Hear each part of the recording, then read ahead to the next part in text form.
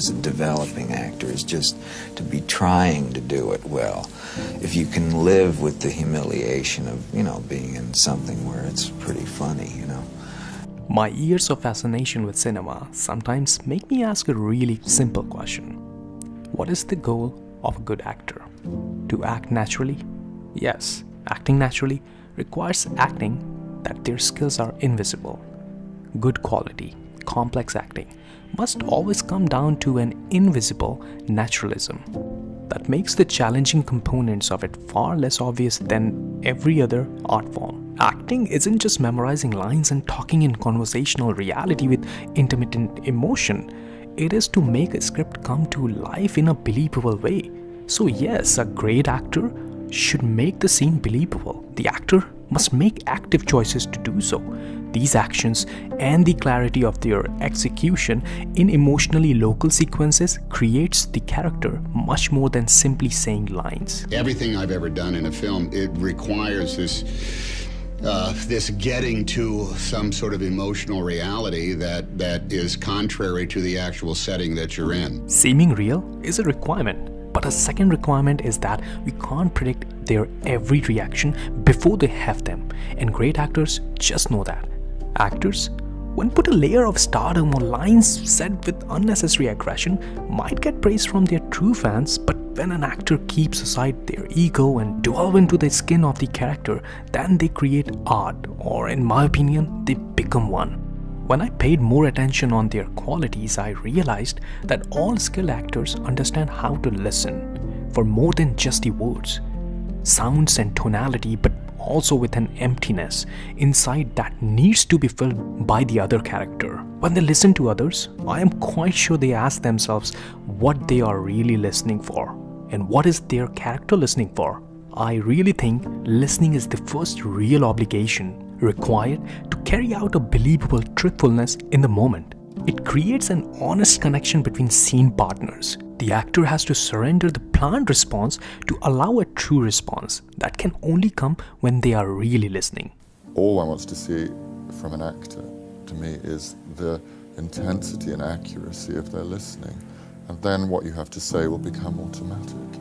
In order to have these job-getting moments of reaction, they need a way of working that allows them to have the confidence to take the moments and to live in them. Average actors speak through their piece, believing that it's only their words that matter.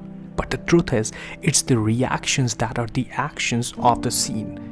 Watching someone talk is not half as interesting as watching how those words are affecting other human beings. Good actors, even if they are performing solo or in the case of monologue, they are listening and reacting to their character's own words and feelings.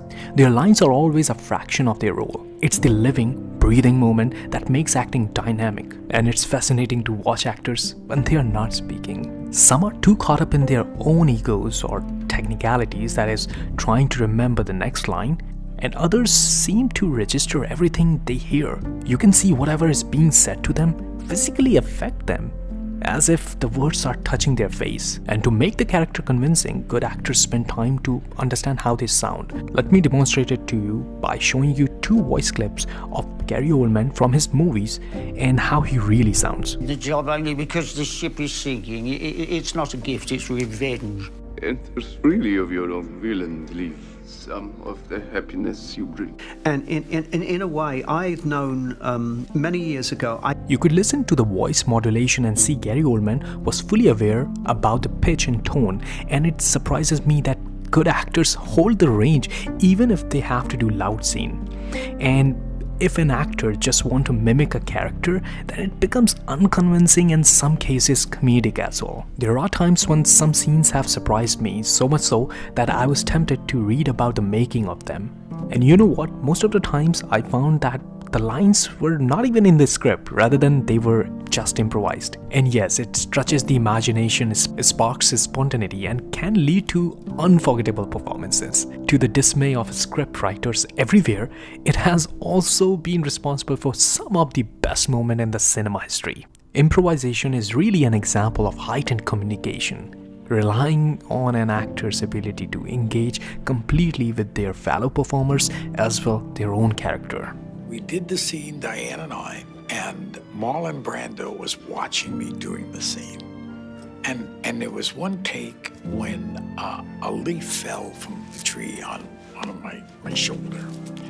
And I just took the leaf and I did something with it. Then Marlon came over to me at the end of it, and he just leaned in and said, I like what you did with the leaf. So what plays a great role in making a scene believable and helps in improvisation? That is body language, and good actors are masters in this trade. They use psychological gesture as their tool. One of the bold ideas of this tool is that the images of the story, the characters, situations already exist independently in the collective unconscious. So conveying these images to audience becomes the actor's greatest task. When an image arises but does not come out right, it means there is a disconnection between their imagination and the body's ability to express it. And when actors establish a connection between their instrument and inner body, they create something remarkable.